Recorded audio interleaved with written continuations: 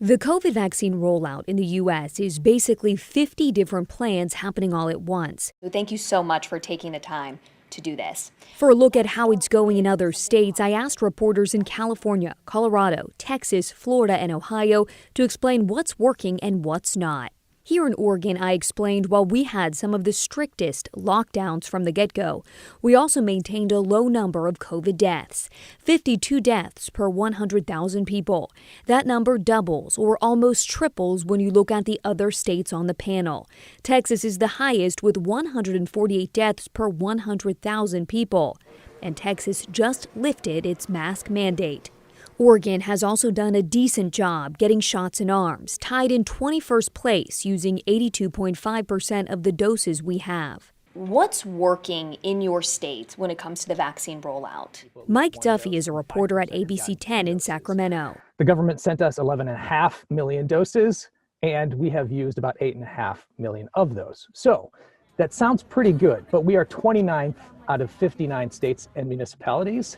And that just puts us at about a C average. So it's good, but it's average.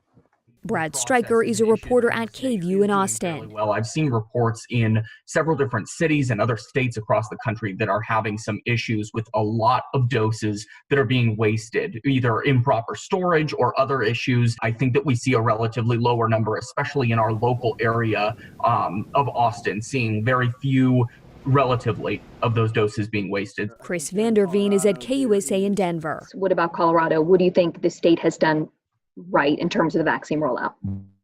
Colorado right now, good, not great. I think the best thing that can be said about Colorado is that we are really, really close to getting 70% of our 70-year-olds and older vaccinated right now. That's a big deal in a state like Colorado. It's a big deal around the country to get that really most vulnerable group vaccinated. Jennifer Titus is at WTSP in Tampa. We started out with a seniors first approach, and at first it was a mess like everywhere else. The infrastructure wasn't there, the website was crashing, the phone lines were going unanswered. So after a couple of weeks, basically the state rolled out a statewide registration system for most of the counties, and some of the counties also just outsourced with a contractor to run the appointments and the bookings. And so right now we are at more than 50% of our senior population has been vaccinated. And Rachel Polanski is at WKYC in Cleveland.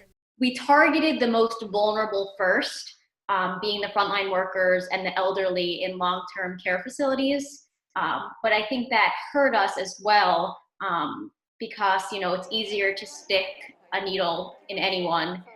Instead, we chose specific groups, and it slowed us down. All right, let's talk about what's not working. In Oregon, there is frustration and confusion on how to sign up for the vaccine. Lots of different sites and none that can handle a huge amount of web traffic. The technology complaint is true for other states on the panel. We are the center of the tech world, and we still haven't found a way to streamline this whole process. The lack of streamlining the process is an issue that we've seen here in Texas. I think if you guys look at all of your Department of Health, you'll see a plan where it says this group's now, this group's next, this group's after that. Well, Florida doesn't have that. The governor is kind of just taking it by day. He basically has been on this senior first approach, has said that. Now we've gotten a lot of our seniors vaccinated, and now he's like, all right, I'm going to lower the age probably next week, maybe to 60 and over or 55 and over. It's led to a lot of confusion along the way where people just trying to figure out where and when they're eligible. Combine that with the fact that the governor has sort of changed the rules a couple of times.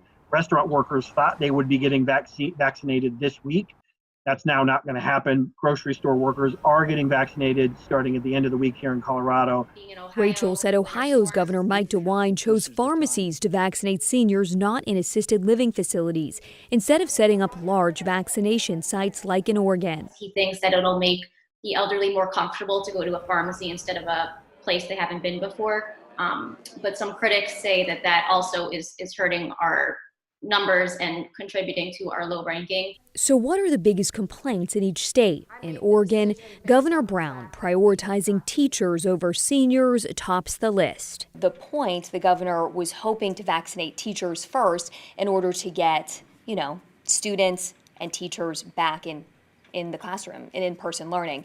And it's, March 1st, and that's just not happening. Most of the state is still remote learning. So I would say that's the biggest complaint. Communication for people is far and beyond one of the biggest complaints that we're hearing about. I think in Florida and probably all across the country, really, it's been the demand just outweighs the supply. Another issue that certainly is being raised here in Colorado is just the disproportionate angle when it comes to vaccine distribution. I'm just looking at Denver numbers right now.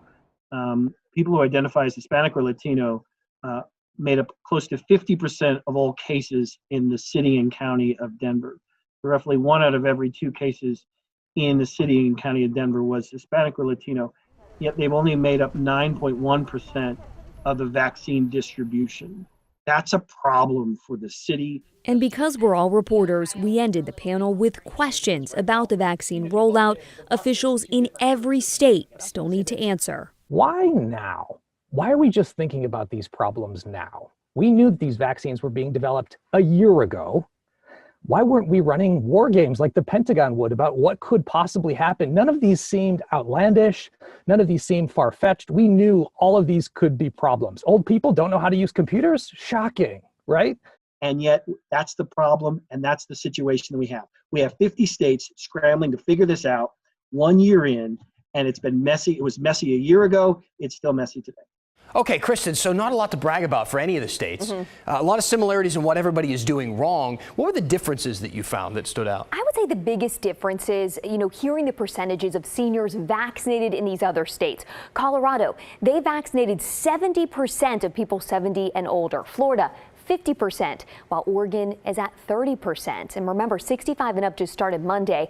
Washington, by the way, they're at 50% as well. We're really behind there. So what do we chalk that up to? Is that the teacher decision? I would say yes. I mean, even though other states, added educators into the mix, they were still vaccinating seniors at the same time. But in Oregon, we did not start until Monday, till March 1st with those people 65 and up. So we're just really behind. Got it.